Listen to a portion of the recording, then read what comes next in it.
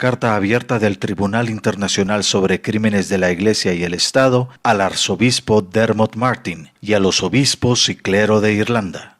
Presentada en una reunión sostenida con el arzobispo Martin el 4 de mayo de 2012. Mi nombre es Kevin Annett y soy el secretario del Cuerpo de 5 Naciones, conocido como el Tribunal Internacional sobre los Crímenes de la Iglesia y el Estado, ITCCS, y estoy hablando en nombre de ITCCS y nuestras organizaciones afiliadas en Irlanda. Nuestra coalición representa más de 55 organizaciones en Canadá, los Estados Unidos, Irlanda, Inglaterra y Australia, incluyendo a muchos sobrevivientes del terror eclesiástico. También hemos sido reconocidos por 7 naciones aborígenes en Norteamérica y hemos sido autorizados por ellas para recuperar los restos de sus parientes, quienes murieron en escuelas residenciales católicas y en orfanatos, y así llevar a la justicia a aquellos responsables por la muerte de más de 50,000 niños en esas instituciones administradas por la Iglesia. Así que permítannos declarar claramente que el tiempo de pláticas conciliatorias ha terminado.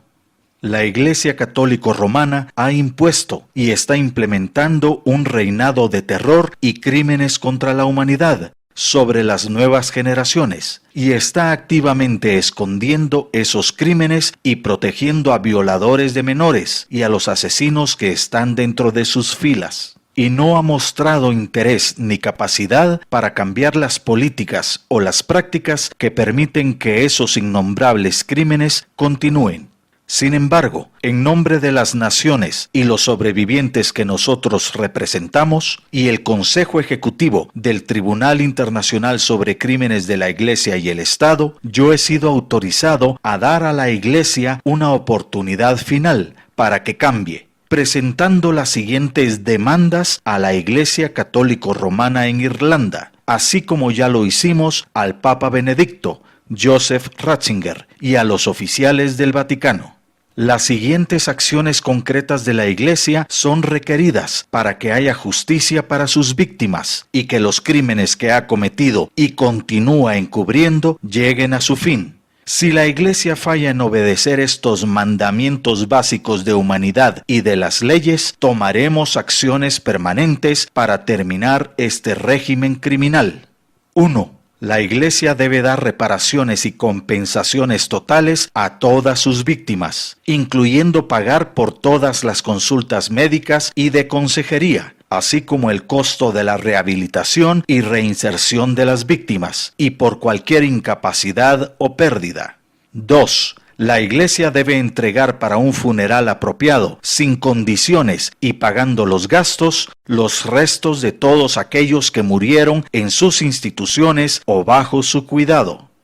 3. La Iglesia debe regresar todas las tierras y propiedades que tomaron de sus víctimas y restaurar toda la riqueza generada por la explotación de todos los menores, incluyendo la riqueza creada por no pagarles o por la baja remuneración por su trabajo.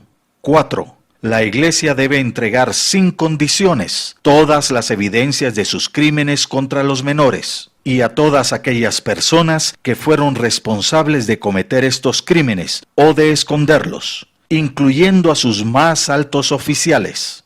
La Iglesia debe revelar totalmente las evidencias y participar sin condiciones en todas las investigaciones públicas de sus crímenes. 5. La Iglesia y sus miembros culpables no se podrán esconder tras la llamada inmunidad diplomática o bajo otros privilegios para evadir la justicia y evitar que se les consigne y juzgue. El Vaticano tiene que terminar su encubrimiento oficial y anular su política conocida como Crimen Solitationis, que obliga al clero católico a ocultar los crímenes cometidos contra menores en sus parroquias. 6. La Iglesia debe inmediatamente expulsar y apartar del sacerdocio a todos los curas violadores de menores que son conocidos, así como a sus oficiales, clérigos y empleados de sus filas que lastiman a los niños o que esconden dichas violaciones. 7. Todo el clero y oficiales de la Iglesia deben aceptar ser monitoreados y tener licencias para ejercer como servidores públicos y tomar juramentos públicos y legales de proteger sin condiciones los derechos y la santidad de los menores y revelar cualquier daño que se les haga. 8. La Iglesia debe renunciar y retirarse de todas las exenciones de impuestos, de los concordatos y acuerdos financieros, y de cualquier otro privilegio especial que actualmente le haya sido dado bajo las leyes de las naciones. 9. El Vaticano debe aceptar la anulación de su posición de Estado y liberar a sus congregaciones y sus diócesis de su autoridad centralizada, de manera que puedan actuar de acuerdo a los deseos y necesidades de sus respectivas comunidades y de sus creencias, y no por los requisitos políticos y financieros del Vaticano. 10. Toda la riqueza acumulada por la Iglesia y por el Banco Vaticano, mediante robo de la tierra y de conquistas, de exenciones fiscales, concordatos y de sus operaciones alrededor del mundo que han dañado a menores mediante su explotación laboral, como en el caso de las lavanderías de las Magdalenas y las escuelas residenciales indígenas, debe ser regresada a sus víctimas y a los pobres en general, mediante redistribución directa de esa riqueza, como Cristo mismo lo ordena. Hemos sido instruidos que hay que informar a los obispos de Irlanda, así como hemos notificado al Vaticano que tienen hasta el 15 de septiembre de 2012 para aceptar estas demandas e implementar estas 10 medidas. Si fallan en comenzar a implementarlas para la medianoche de esa fecha, nosotros promulgaremos las siguientes medidas. Primera, la Iglesia Católica Romana será formal y permanentemente desterrada de nuestras comunidades, y medidas serán tomadas para que legal y prácticamente se prevenga que sigan operando. Segunda, las iglesias católico-romanas, agencias y oficinas alrededor del mundo serán permanentemente ocupadas e interrumpidas como parte de una campaña en marcha de desobediencia civil pacífica. Y tercera, nuestro Tribunal Internacional sobre Crímenes de la Iglesia y el Estado convocará nuevamente a su corte y velará por la detención inmediata para interrogar a los más altos oficiales de su Iglesia Católico-Romana, incluyendo al Papa Benedicto, bajo cargos de obstrucción a la justicia, conspiración criminal y crímenes contra la humanidad. Es tiempo de que todas las personas con conciencia que estén dentro de la Iglesia escojan a quién servirán: a un sistema eclesiástico criminal y autogobernado que se sitúa encima de la ley y de Dios, o a sus sufrientes víctimas y a la justicia.